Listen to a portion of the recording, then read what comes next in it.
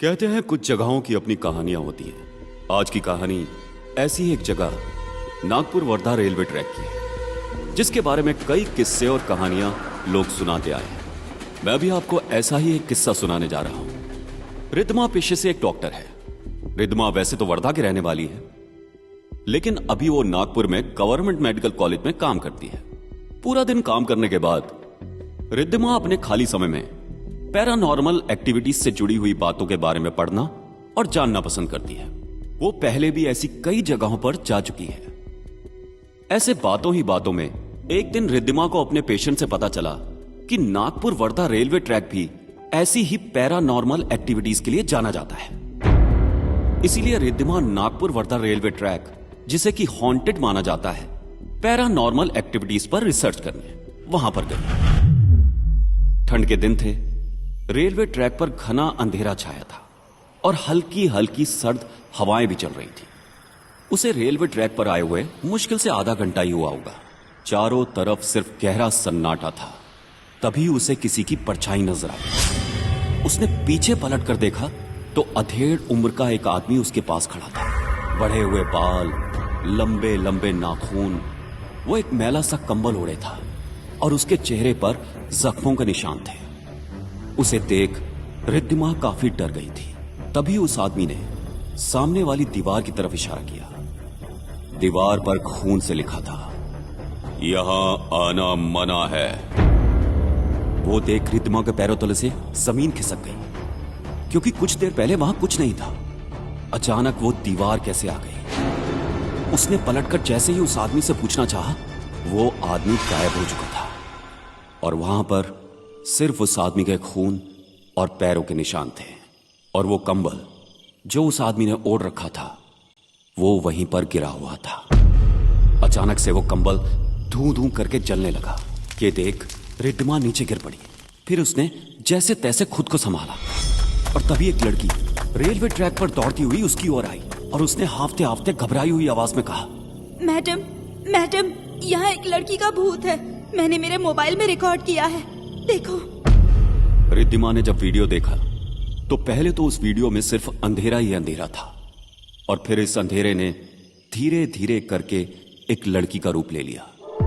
लड़की की शक्ल हूबहू उसी लड़की से मिल रही थी जो कि रिद्धिमा को यह वीडियो दिखा रही थी। रिद्धिमा ने जब अपनी बगल में देखा तो वो लड़की वहां थी ही नहीं, लेकिन उसको अपने हाथ पर एक और परछाई नजर आ रही थी और साथ ही साथ किसी की तेज सांसों की आवाज भी साफ साफ सुनाई दे रही थी। पर सवाल यह था कि जब वो रेलवे ट्रैक पर अकेली थी तो ये परछाई और ये सांसों की आवाज किसकी थी? कहीं ऐसा तो नहीं कि वो जिस चीज के लिए वहां आई थी, शायद उसकी शुरुआत हो चुकी थी। रिद्धिमा घबराई हुई वहीं खड़ी थी। तभी उसे किसी के जोर जोर से रोने की आवाज आने लगी।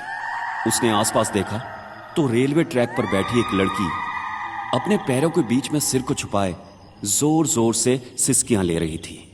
रिद्धिमा उस लड़की की ओर बढ़ी और जैसे ही उसने उस लड़की को छुआ तो उसका हाथ उस लड़की के शरीर के आर पार हो गया था और तभी वो लड़की अचानक से वहां से गायब हो गई। ये देख रिद्धिमा अंदर से डर चुकी थी। तभी अचानक किसी ने उसे पीछे से धक्का दिया और वो रेलवे ट्रैक पर ही गिर पड़ी। उसने देखा अंधेरे में दो चमकती हुई आंखें एक टक उसे घूरे जा रही हैं। रिद्धिमा वहां से उठकर फिर भागी, लेकिन भागते भागते उसके कानों में किसी की दर्द भरी चीखें गूंजने लगी। वो और तेजी से भागी और भागते भागते एक जगह रुककर हांफने लगी। उसने नजर उठा के देखा तो उसके सामने वही लड़की खड़ी थी।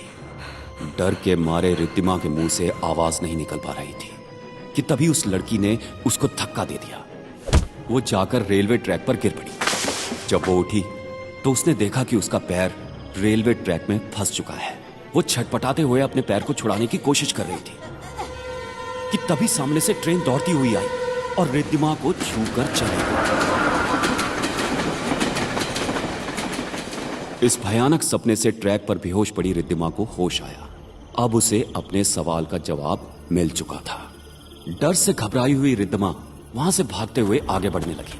वो भागते भागते जिधर भी जाती उसे बस रेलवे ट्रैक नजर आता। वो समझ नहीं पा रही थी कि किस तरफ जाए। तभी अचानक रेलवे ट्रैक से एक हाथ बाहर निकला, जिसने रिद्धिमा का पैर पकड़ के उसे रेलवे ट्रैक पर पटक दिया। वो डर और दर्द से चीखती हुई उठने की कोशिश कर रही थी कि तभी अचानक उसने देखा एक लड़की जानवर की तरह रेंगती हुई उसकी तरफ आ रही थी, और आते ही उसने उसके ऊपर छलांग लगा दी और उसे नाखूनों से खुरेदने लगी।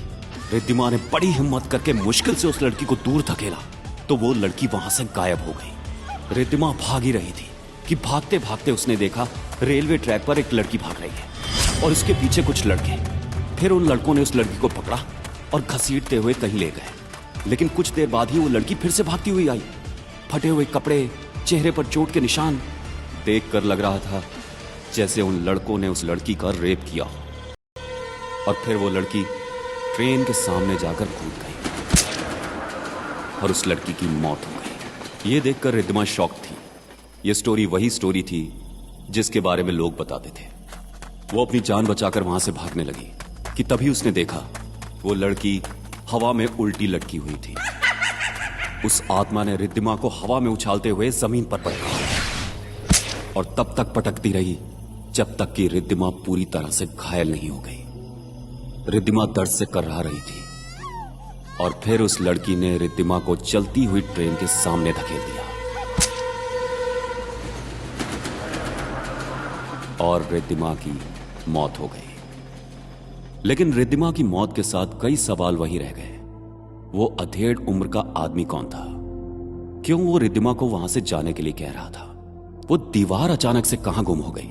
ऐसे ही कई सवाल हैं जो रिद्धिमा की मौत के साथ कहीं दफन होकर रह गए। रिद्धिमा की मौत के साथ फिर एक बार नागपुर वर्धा रेलवे ट्रैक की कहानी कहानियों में तब्दील हो गई और यह सवाल ही रह गया कि Nagpur Wardha railway track haunted है या नहीं।